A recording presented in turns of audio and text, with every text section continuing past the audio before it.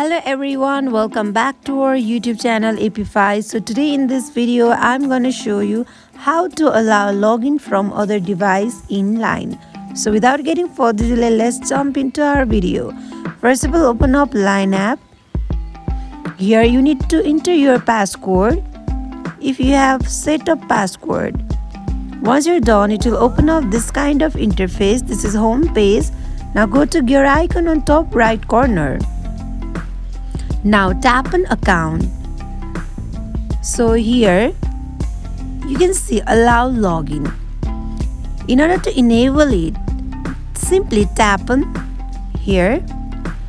Now when you enable this allow login, then you can able to log in from other device.